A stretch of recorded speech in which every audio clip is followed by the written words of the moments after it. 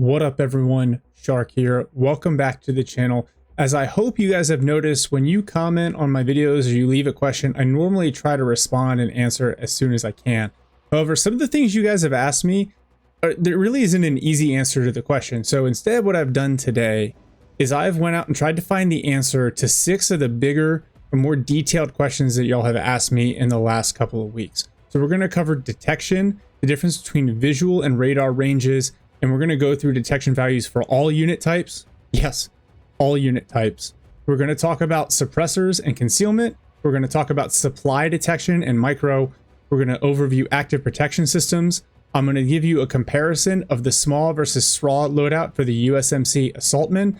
And finally, we're going to end with some advanced seed techniques, when really the answer should be you hit it with artillery, but that's beside the point. So without further ado, let's get to it.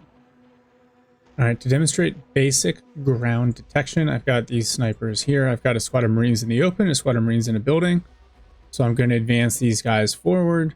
They have a visual range of 2,000 meters. Infantry are typically 1.75 stealth. You see they pop up at around 1,140 meters. And then their compatriots in the building, because they get the stealth bonus for being in cover, should be visible at about 570 meters. They are. Now, same rules as apply for visual detection.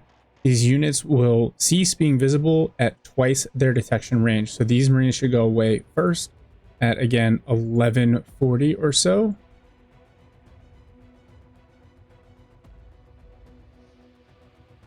And then these should go away at 2280 or so.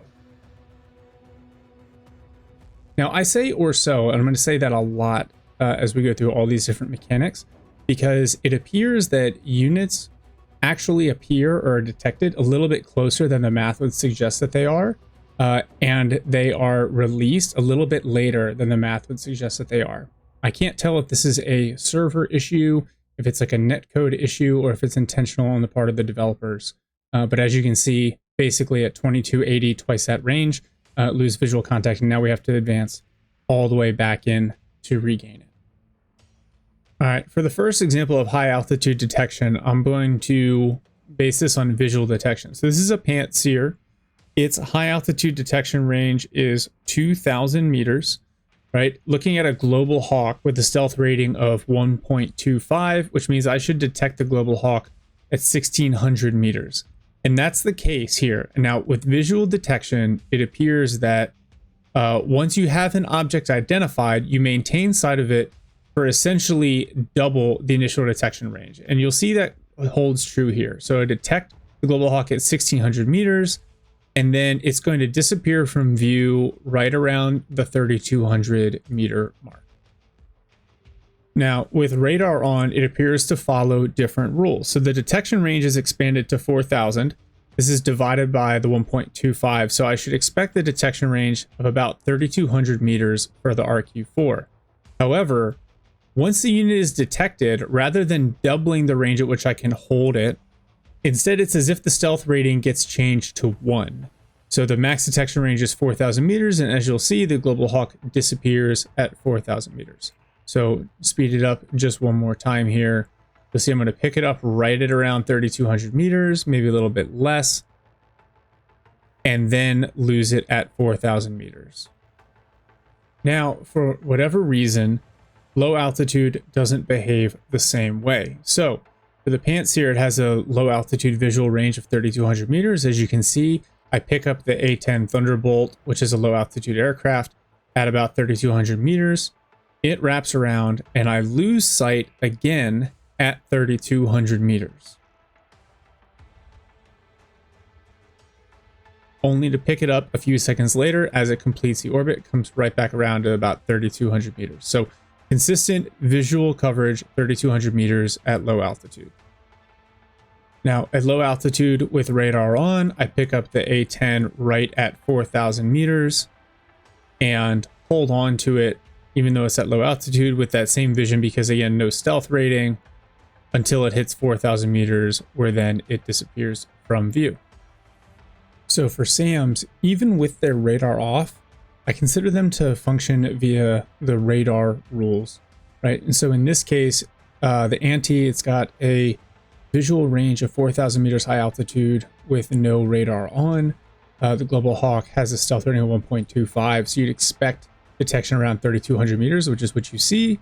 However, it is going to disappear at the 4,000 meter mark. So that is reminiscent of it losing its stealth characteristics rather than it doubling the visual detection range once detected. So radar rules for SAMs. And then with radar on, everything is essentially doubled here. So 4,000 meter range goes to 8,000, then divided by 1.25 for the Global Hawk. That's about 6,400 meters of detection range, which you can see, and it'll hold on to the Global Hawk until it hits 8,000, at which point it loses it. So again, not doubled, but just as if the stealth rating has disappeared. All right, for visual detection of helicopters, it's going to follow the low altitude rules. So the optics on the pants here, 3,200 meters of detection visually. Now the Apache that I'm looking for has a stealth rating of 1.25. So we are looking at 2,560 meters to detect. And we see, yep, right there at 2,560. Now I'll be able to maintain vision to that Apache until 3,200 meters.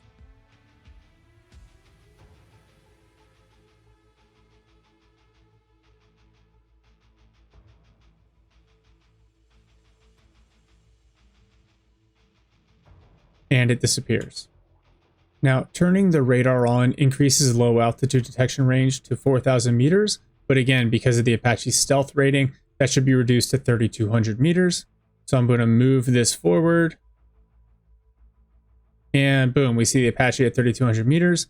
And then as I back away, we should be able to hold on to this until about 4,000 meters.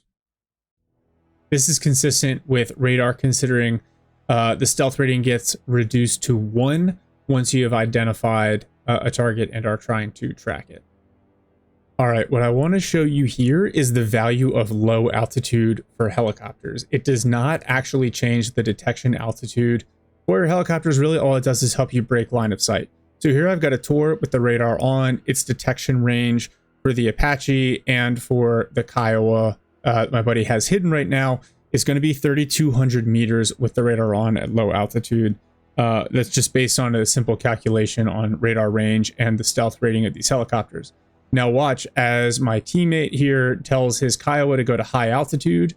You'll see now I can detect it. Excuse me, not Kiowa, Venom, same thing, right within 3,200 meters. Now, if I back out, like I showed in other examples, I can maintain detection of these out to 4,000 meters because their stealth rating essentially goes to 1. But watch what happens when the Venom goes to low altitude here. It's not actually changing the detection range. All it's doing is breaking line of sight. SKENG, can you have the longbow go to low altitude as well? And you can see it's lowering in altitude, but there's no break in line of sight, so the detection range is unchanged. And even as I have my Tor back away, it is going to increase. It's going to maintain detection, even that low altitude longbow, out past 3,200 meters. The only thing low altitude is doing for you is breaking up line of sight. The other thing we learned from doing this testing is that not all trees are created equal. So you'll see it actually takes a decent thickness of forest to break line of sight. This Venom is staying at low altitude, and I still have vision even through a handful of the trees. And then once he gets towards the center here, keep going. There's like a minimum thickness of forest, and there's the line of sight breaker. So it looks like it's actually really hard to tell, but I think when you put your line of sight tool in the forest, you see there's a radius of vision. That is basically the minimum, the radius of that, not the diameter, is the minimum thickness of forest you need for a helicopter to use low altitude as a sight blocker. So these little hedgerows here are not going to be enough to hide your helicopters, your Venoms from radar. Now, confirming here, helicopters see other helicopters as low altitude. So this Kiowa has a vision of 1,600 meters. The Apache is stealth rating of 1.25. So we should detect at about 1,280 meters. So I creep it forward. Yep, there about 1,280 meters is the science number, right? And then as we come back out, you'll see it'll maintain vision to about twice that distance. So We're not losing the stealth rating here. Instead, you're doubling the detection range. So yeah, about 2,500 meters there. All right, so now looking at detection of aircraft, and in this case, visual detection at low altitude. The helicopter does consider this airplane to be at low altitude. So the Kiowa detected the A-10 at 1,600 meters, which is its low altitude optics range. The A-10 has a stealth rating of 1. And then just like with the other examples, you'll see it holds on to the A-10 until about 3,200 meters, basically double the initial detection range. That's consistent with the other visual detection range tools. And for helicopters to high altitude, following the same set of rules. So the B-1B has a stealth rating of 1. Kiowa has high altitude detection of 2,000. You see it picks up the Lancer right around the 2,000 meter mark and will hold on to it until about the 4,000 meter mark.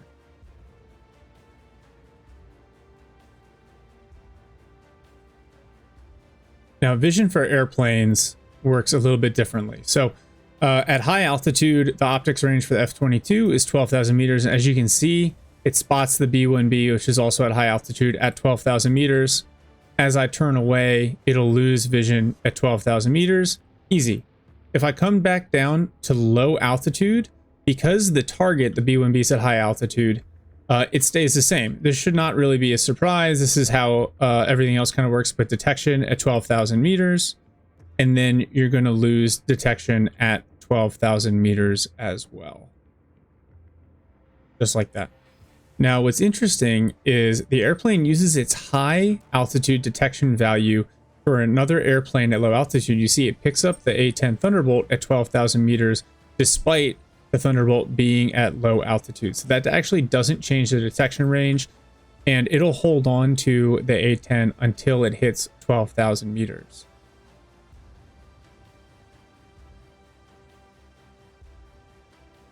Now, the last thing that makes this weird is when both planes are at low altitude, then it uses the low altitude value. So the low altitude optics value for the Raptor is 4,000 meters. And as you can see, low altitude to low altitude, it's finally going to spot the A-10, yep, right at 4,000 meters. And it'll hold on to this as per the other visual detection rules for twice that distance, losing contact at 8,000 meters. All right, so taking a look at helicopter detection by aircraft, in both cases, at high altitude and low altitude, the airplane is going to use its low altitude optics value to determine whether or not it detects a helicopter. So looking for a Chinook here, right? It's got a stealth of 1, so we're going to use the Raptor's low altitude detection value of 4,000 meters. It'll detect the Chinook at 4,000 meters and then hold on to it for double that range, or 8,000 meters.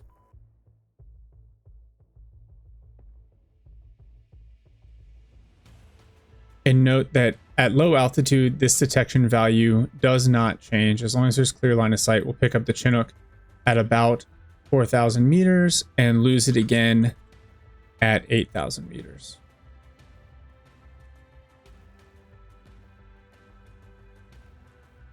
So to demonstrate how line of sight works with unsuppressed weapons, I've got Moto Strelke here in the wood line. I'm doing that because the detection range and unit stealth is the same for SKENG's Marine Raiders, but when I put them in cover, they get a doubling to their stealth rating. So as the Marine Raiders walk in, you'll see the detection for me is about 680 meters. The detection for SKENG would be about 345. So he still cannot see my Moto Strelke in the woods. So SKENG, go ahead and bring your Raiders on in. All right, so I detect them here. You see 657, but I saw them right about 680. And now you can tell he's got his weapons enabled. So as soon as I release hold fire, my units become visible, and you can tell because the Raiders will shoot back. So doing it now. Okay, you're now in range, so go ahead and stop there. So even though I could see the Raiders at about 680 meters, I can't engage until they're within 600. I don't think that'll be an issue for return fire for the Raiders, but we'll find out. And now, even though I'm telling my guys to stop shooting, he can still see and fire back. All right, so I'm going to go into hold fire here. Okay, so the only way to get clear of the line of sight of the raiders now is to break line of sight or get outside their full optic range, which is 1200. Because now that I have given away my position with unsuppressed weapons, I lose all of my stealth. My stealth rating essentially is 1. So the only way to do this is to sprint and break line of sight via the forest. As you can tell, the raiders stopped shooting. So the way suppressed weapons work in this game is they allow you to remain concealed based on the range of the weapon and whether or not you are in cover. So ordinarily outside of cover, your concealment's based on the range of the weapon that you use to fire. In this case, the DVL-10 is a range of 800 meters. So if I shot at the Marine Raiders within 800 meters, even though they wouldn't normally be able to detect my VDV snipers, they will be able to detect them. But because I'm in cover, that range basically gets cut in half. So if you follow me here, this is an 800 meter weapon. I am safe to engage these Marine Raiders anywhere between 400 and 800 meters without giving up my position or appearing on their screen. And you'll be able to tell here because the Raiders have a range of 600 meters on their main gun. So if they see the snipers when I shoot at them, they will shoot back. And as you watch, they do not return fire.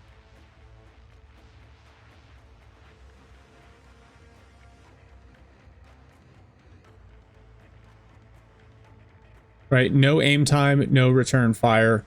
At this range, like I said, anything greater than 400 meters, because I'm in cover, I can safely engage and I don't give away my position. Now, obviously, a smart opponent will hear the shot, realize they're being shot at, but that's not the same as being able to see the unit and having your unit automatically fire in return. Now, to demonstrate the other case, I've got this sniper squad, and these Marine Raiders are within 400 meters. They have a secondary sniper rifle. This VSS has a range of 400 meters. So to show you this works again, in theory for this weapon, they'd be detectable between 200 and 400 meters because they're in cover. So as I shoot, again, you see the Marine Raiders well within the range of their own weapons, but not shooting back. So now if I use the DVL-10, we're within half of that weapon's range, under 400 meters, as I shoot, the Raiders identify the snipers now and shoot back. Now, to just make everything just a little bit more complicated, the line of sight, basically concealment that you get from being within a forest, as you can see, I'm about, I don't know, what is that, 50 meters inside the forest right now. So close enough to the edge of the forest that I have clean line of sight.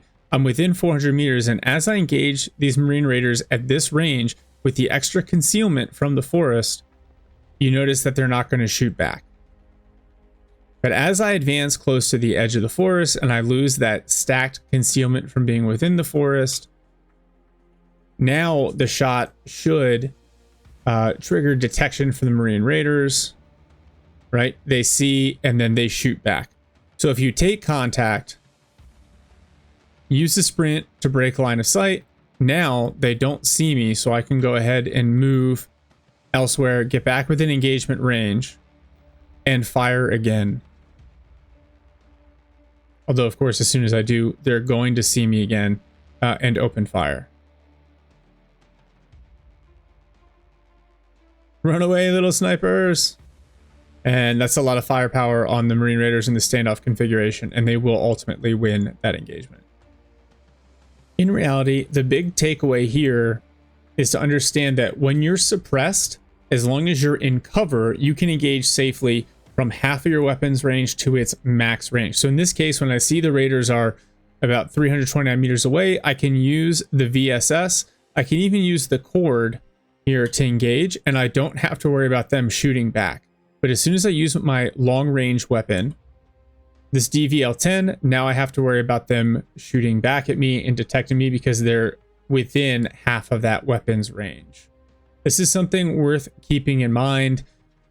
Using suppressed weapons only helps you if you're in cover and only if you meticulously manage the ranges.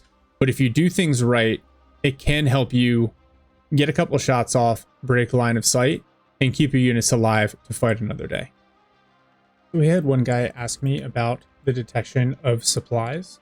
And so what I've got here, I have some Ranger snipers, clear line of sight. There's some supplies out here. Going to try to spot them. There we go. We spot them. I'm going to use the Paladin to measure the range because the snipers won't do it. and it's right at 2,000 meters. So essentially from the target to the center of the supply circle, where the supplies are actually located, that is the detection distance. It basically has a stealth rating of 1. So the best way to conceal supplies when they're not more visible than otherwise, you can see as soon as the snipers lose line of sight, they go away. Here, I have a couple other sets of supplies kind of concealed in the woods here, just so you can see how visible they actually are.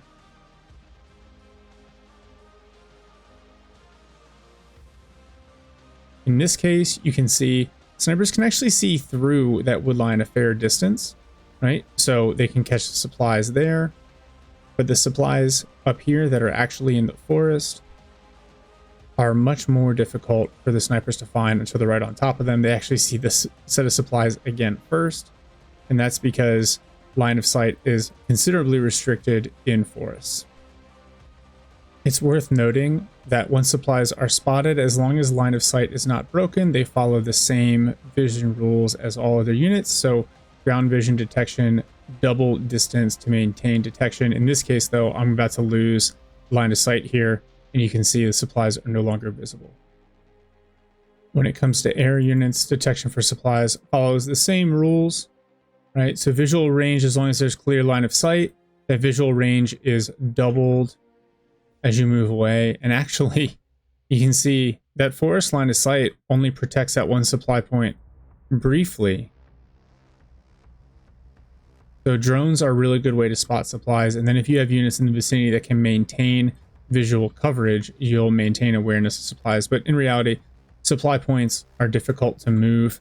And so as long as you're marking them, you can hit them with artillery or airstrikes. When it comes to using supplies, putting them in a wood line, not necessarily a bad idea. Sometimes I see people put them in around buildings to use them for a little bit of cover. Really what you want to consider is that vehicles move slower in forests. And so if you need them to get in and clear out quickly, then a forested area might not be a good choice. But otherwise, it makes no difference in the resupply speed or effectiveness of the supply. It also does not change the range of the supply circle. When it comes to moving around supplies, you can have your vehicles go and pick up supplies by right-clicking, and they will basically pick up as many as they can until they reach capacity. Then when you tell them to unload, they will drop everything they have at the unload point. I have not figured out a way to have them only pick up part of the supplies. So if you figure that out, let me know. But other than that, you can consolidate supplies. If you see a supply dump that's down to only a handful of kilograms, or one of your teammates has a small dump but needs to move it forward, you can consolidate your teammates' supplies as well.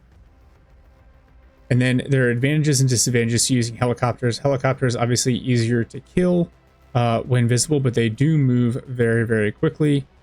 Some helicopters can carry even a pretty substantial amount of supplies. This Chinook can carry 12.5 tons, so worth keeping in mind. So for a quick explanation of APS, active protection systems are equipment that some vehicles use to defeat missile attacks. They have about a 5-second cooldown, so they can be very effective against a single missile team, especially those with limited ammo. So in this case, the Barbarous has 4 charges of its APS. I'm going to allow the Javelin team to shoot. You'll see the rocket comes in, and it says active protection. And because the aim time on the Javelin is so slow, they're going to continue to shoot, and the Barbarous is going to continue to be able to use active protection to deny those shots.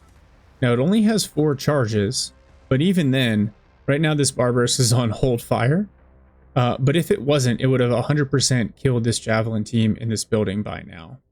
As you see, it continues to just knock these missiles out of the air, taking absolutely no damage. Now, however, it's out of APS, and so the Javelins are actually going to hit. I think they are going to still need 2 hits to kill the Barbarous. Fortunately, the Javelin team has 6 rounds in its inventory. And then in this case, the vehicle crew smartly uses its smoke, the last rocket misses, and the Javelin is unable to kill a Barbarous sitting dead in the open. One way to defeat APS is to use a squad with more than 1 launcher. So in this case, the Cat Dragon team has 2 launchers. When I take them off of hold fire, you'll see they actually fire 2 missiles at the Barbarous. The first one is knocked out, but the second one hits and does damage. Now, they don't have a lot of penetration compared to the Barbarous's armor, but you'll see as they continue to fire their rockets, they basically have 4 salvos, and each time, one of the missiles will get knocked out via active protection, but the other one will actually hit and do damage to the Barbarous. The time between the firings means that the Barbarous's APS continues to get to reset, but at the very least, the salvo allows there to continue to be some damage onto the vehicle.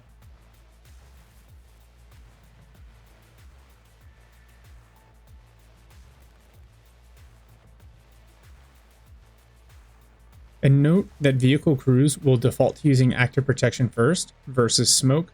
When they're out of it, they'll then use smoke to break line of sight with missiles.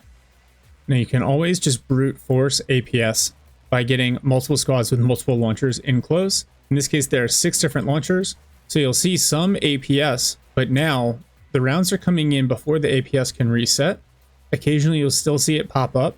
But the other advantage of this handheld anti-tank is that even when it doesn't penetrate, it does apply critical effects.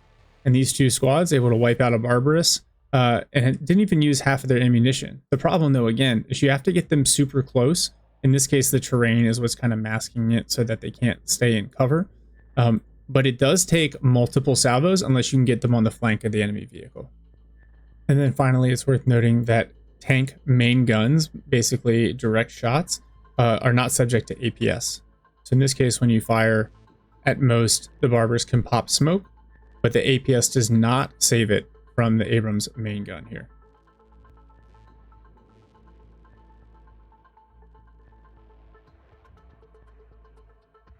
One question that I've gotten has to do with this particular unit, the Assaultmen SMAW from the US Marine Corps Specialization, whether or not you should use the SMAW or the SRAW loadout, and what the differences are between the different kinds of ammunition. So starting with the SMAW loadout, what you'll see here is that there are 8 Marines, 8 rifles in the squad, but 2 launchers. And this is important because as models from the squad are lost, the weapons are taken away top to bottom, which means if you only have 2 members left in the squad, they'll still have both small launchers and they'll both have their personal firearms. From there, you have 8 rockets each of the thermobaric and the anti-tank. The thermobaric are your anti-everything rockets. They can attack infantry, vehicles, and helicopters. They have 85 millimeters of explosive damage penetration, so good against light vehicles and helicopters, and really only against the side and rear armor of enemy tanks, and even then not going to do a ton of damage. But you have your anti-tank rockets that, while they can't target infantry and still only do 8.5 damage, that 600 millimeters of explosive damage penetration means that on the side and rear armor of a tank, they are essentially going to max out this damage value. Remember that when explosive damage or explosive penetration is equal to the vehicle's armor value, you get half of the damage. It's a Gaussian curve. So all these rockets are destroyed by APS. So in reality, it'll take multiple shots, as I'll show here in a demo coming up. But like all other infantry handheld anti-tank, these weapons will also apply critical effects to enemy vehicles. Now, comparing them with the SRAW upgrade, which costs 20 points more, but you see these are disposable launchers, and every Marine has their rifle and they have a SRAW. This means a couple of things. One, it means that the aim time, even though it says 3 to 4 seconds, because multiple personnel can be aiming at the same time, you will see these rockets get fired in much more rapid succession than their small counterparts. The other upside is much higher damage, much larger blast radius, and better penetration than the thermobaric warhead, but much less penetration than the anti-tank warhead. The downside to disposable launchers, though, is that as the Marines are killed in combat, they lose access to that ammunition. So if you lose 3 Marines right away, then you only have 5 launchers. You don't get to hold on to those rockets whether or not they were fired. So you'll see the ammunition counter go down as individual models are killed or destroyed. Whether or not this is a good balance for you really depends on whether or not you expect to encounter vehicles. I find that the SMAW variation, as we'll kind of show in some of the testing, has a little bit more utility. They can deal with heavy vehicles, they can deal with infantry. They're pretty hardy, but they take longer to win engagements because they only have 2 rockets. Where when you compare them to the SRAW, against an infantry squad, even in cover or against a light vehicle, they just mow them down. But they really spendex these rockets relatively quickly, and then they can be caught totally unable to deal with, especially enemy vehicles, if there's a follow-up attack. So if you keep these guys supplied, the SRAW is an upgrade over the SMAW.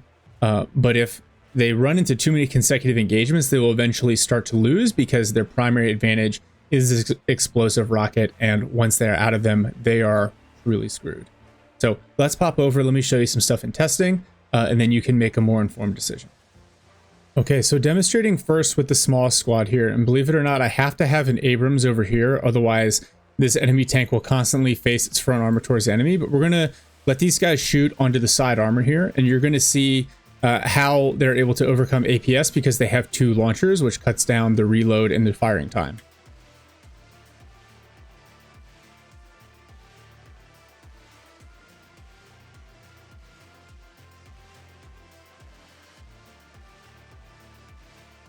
So now that the APS is gone, they'll be getting clean shots. And so it's essentially 3 hits, 5 shots for the small squad to kill the T-80 with active protection.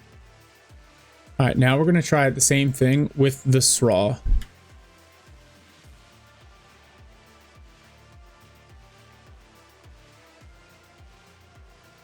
So what you're seeing here is because there are 8 separate launchers, the aim time is extremely fast.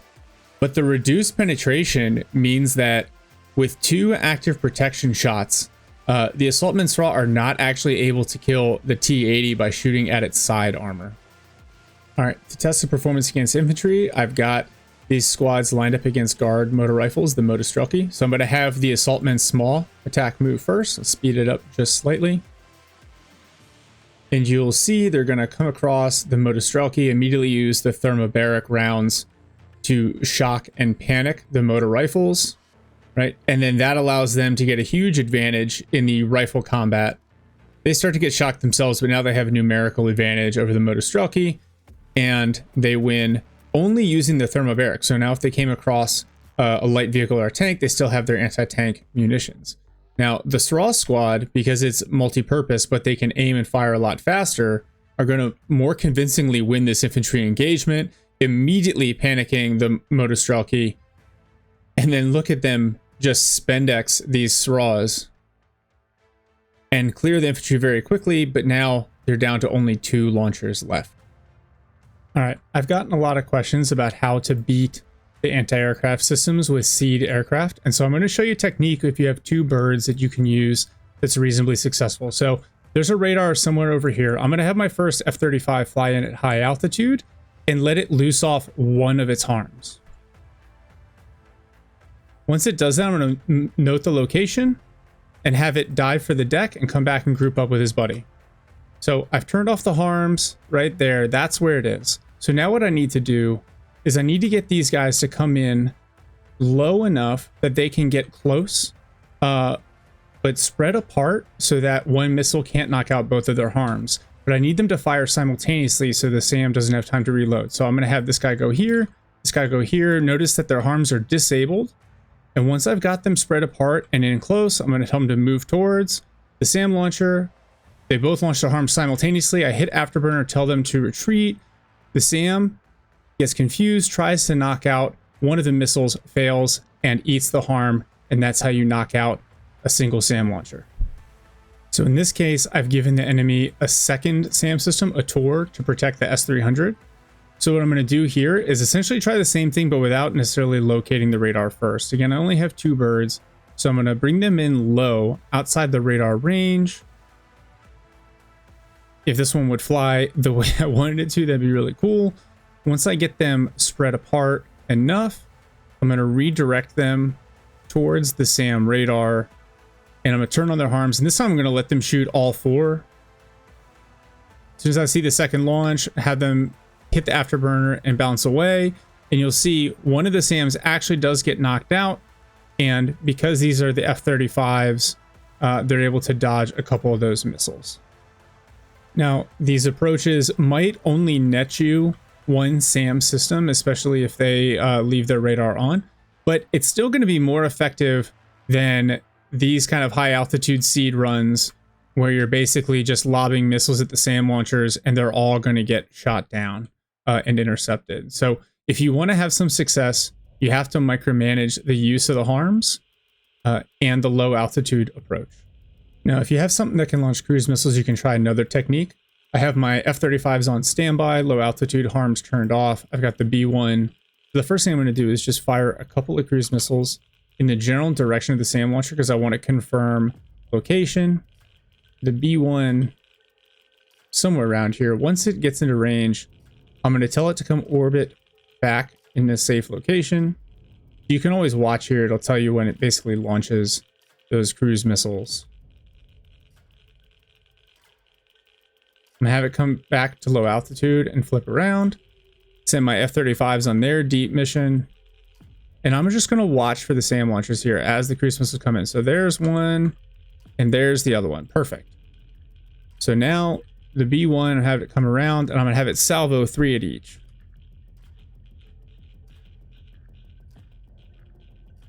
And then I've got my F-35s coming in on the flank here. I'm going to wait for the cruise missiles to launch.